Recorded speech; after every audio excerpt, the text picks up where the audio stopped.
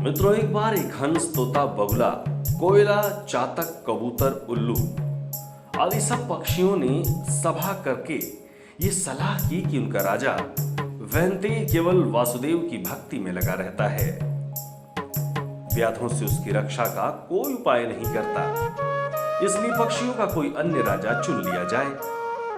कई दिनों की बैठक के बाद सबने एक सम्मति से सर्वांग सुंदर उल्लू को राजा चुन लिया।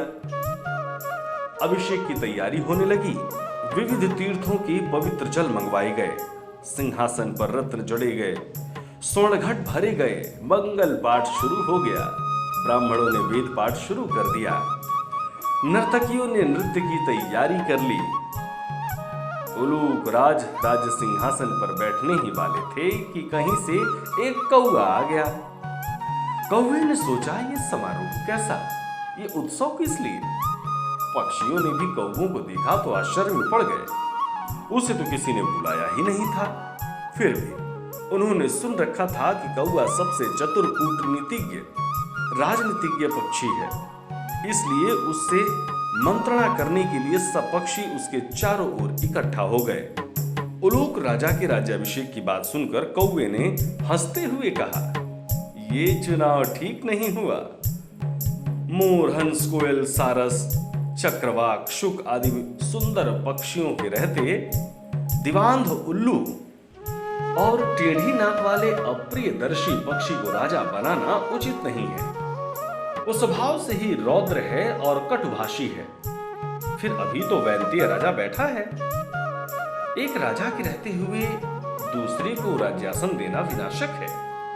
पृथ्वी पर एक ही सूर्य होता है, वही अपनी आभा से सारे संसार को प्रकाशित कर देता है। एक से अधिक सूर्य होने पर प्रलय हो जाती है। प्रलय में बहुत से सूर्य निकल जाते हैं, उनसे संसार में विपत्ति ही आती है, कल्याण नहीं होता। राजा तो एक ही होता है, उसके नाम कीर्तन से ही काम बन जाते हैं। यदि तुम उल्लू जैसे नीच, आलसी, कायर, व्यसनी और पीठ पीछे कटुभाषी पक्षी को राजा बनाओगे तो नष्ट हो जाएगा। कौवे की बात सुनकर सब पक्षी उल्लू को राजमुकुट पहनाए बिना ही चले गए। केवल अभिषेक की प्रतीक्षा करता हुआ उल्लू, उसकी मित्र कृकालिका और कौवा रह गए। उल्लू ने पूछा, मेरा अभिषेक क्यों नहीं हुआ?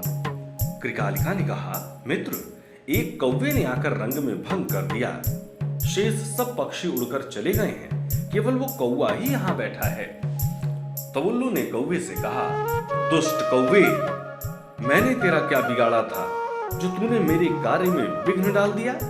आज से मेरा तेरा वंश परंपरागत वैर रहेगा। ये कहकर उल्लू वहां से चला गया। कौवा बहुत चिंतित हुआ और वहीं बैठा रहा। उसने सोचा, मैंने अकारण ही उल्लू से वैर मोल ले लिया। दूसरे के मामले में हस्तक्षेप करना और कटु सत्य कहना भी दुखप्रद होता है। यही सोचता सोचता वो कौवा वहां से चला गया।